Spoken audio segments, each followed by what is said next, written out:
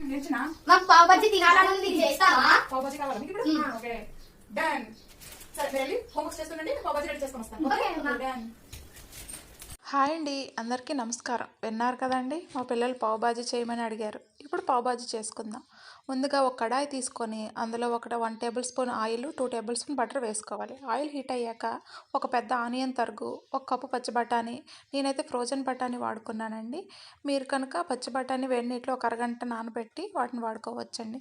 ఒక ఉల్లిపాయ పచ్చి వాసన పోయే వరకు వేగించి, ఒక అల్లం వెల్లుల్లి పేస్ట్ 1 స్పూన్ వేసుకోవాలండి. అలాగే ఒక టమాటాని చిన్నగా ముక్కలుగా కట్ చేసి వేసుకోవాలండి.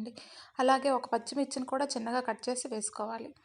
తర్వాత రుచికి సరిపడా సాల్ట్, 1 టేబుల్ స్పూన్ కారం, కొంచెం పసుపు, కొంచెం కసూరి మేతి మాత్రం తప్పకుండా వేయాలండి.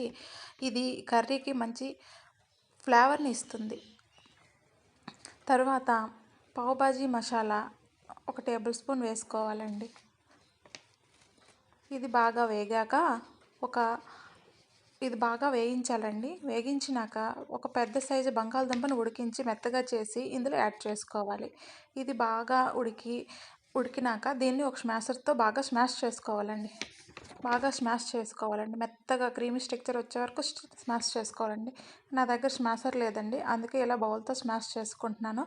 ఇది క్రీమీ స్ట్రక్చర్ వచ్చాక ఒక 250 ml వాటర్ యాడ్ చేసుకోవాలండి. క్రీమీ స్ట్రక్చర్ వచ్చే వరకు కొంచెం కొత్తిమీర వేసి తర్వాత 1 టేబుల్ స్పూన్ బటర్ వేసుకోవాలండి. బటర్ కరిగి బాగా దాంట్లో నుంచి ఆయిల్ వచ్చి ఆ ఫ్లేవర్ అంతా బయటకు వచ్చే వరకు ఉడికించుకోవాలండి. పావు బాజీ మసాలా ఇప్పుడు రెడీ అండి. పావు బాజీ వేడివేడిగా పావు బాజీ మసాలా రెడీ. దీన్ని పక్కన పెట్టుకొని ఇప్పుడు దోశ పాన్ పెట్టుకొని పాన్ బాగా వేడయ్యాక ఒక స్పూన్ బటర్ తీసుకొని బాగా వేడి చేసుకోవాలండి. బటర్ కరిగాక కొంచెం పావు బాజీ మసాలా కర్రీ ప్రిపేర్ చేసుకున్నాం కదండి, అది తీసుకొని యాడ్ చేసుకోవాలి. ఆ కర్రీ యాడ్ చేసుకున్నాక ఇప్పుడు మనం పావ్స్ అనేవి ఆ కర్రీలో బాగా కాల్చుకోవాలండి. బాగా వేడి చేసుకొని పావ్స్ని బాగా కాల్చుకోవాలి. ఈ మసాలా అంతా ఆ పావ్స్కి బాగా పట్టేటట్టు బాగా వేడి చేసుకొని బాగా ఫ్రై చేసుకోవాలండి. ఫ్రై చేసుకుంటే అప్పుడు ఫ్లేవర్ అనేది ఆ పావ్స్కి పట్టి ఇంకా మరింత రుచిగా ఉంటుందండి.